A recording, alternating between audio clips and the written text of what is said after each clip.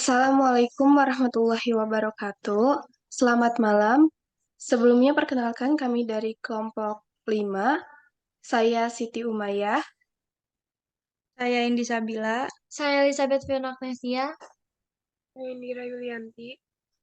Saya Wildan Aziz. Saya Febrianti. Di sini kami akan mempresentasikan mengenai Enterprise Resource Planning.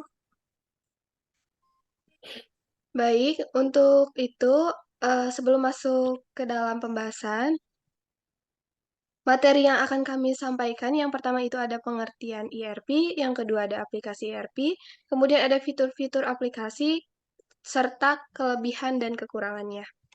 Baik, untuk yang pertama, jadi Enterprise Resource Planning ini merupakan sistem yang terintegrasi di mana semua data setiap departemen dalam perusahaan saling terikat. Nah, kemudian ERP ini juga merupakan aplikasi yang mengotomatisasi proses bisnis, mengontrol, dan mengumpulkan masukan dari berbagai data.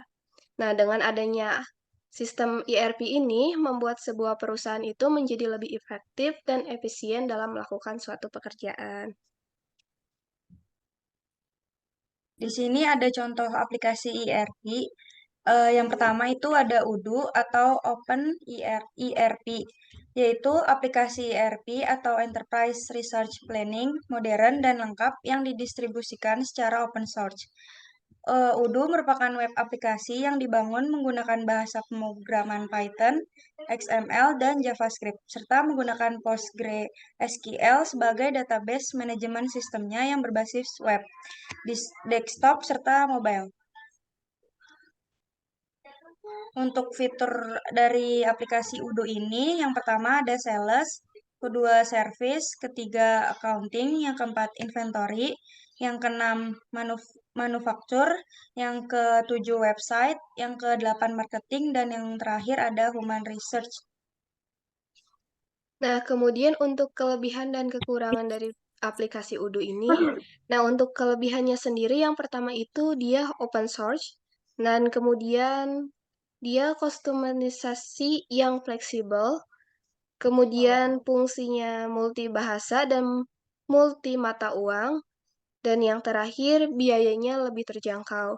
Nah, sedangkan kekurangannya itu yang pertama, adanya keterbatasan dalam modul standar, kedua integrasi dengan aplikasi eksternal, dan yang ketiga itu adanya pemeliharaan dan pembaruan, dan yang keempat atau yang terakhir adanya ketergantungan komunitas pengembang.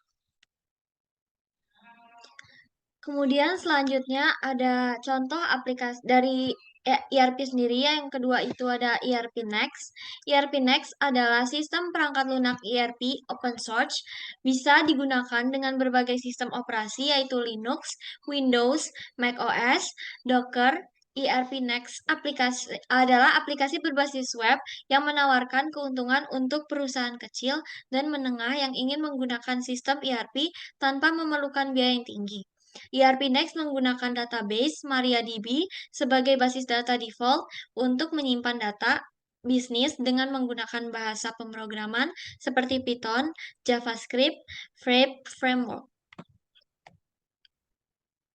Kemudian ada fitur-fitur aplikasi dari ERP Next sendiri. Yang pertama ada reporting, ada accounting, point of sale system, ada CRM, purchase management, kemudian ada asset management, inventory management, dan yang terakhir ada project management.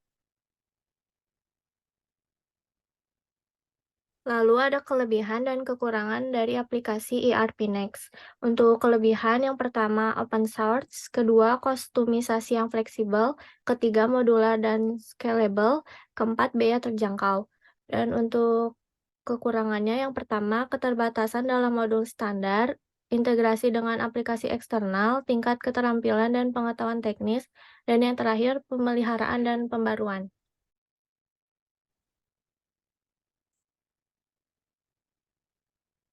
Lalu ada contoh aplikasi ERP berikutnya. Yang ketiga yaitu NetSuite ERP. NetSuite ERP adalah rangkaian perangkat lunak manajemen bisnis komprehensif yang membantu bisnis merampingkan operasi bisnis, meningkatkan visibilitas ke data, dan meningkatkan pertumbuhan bisnis. NetSuite menggunakan database Oracle Cloud Infrastructure.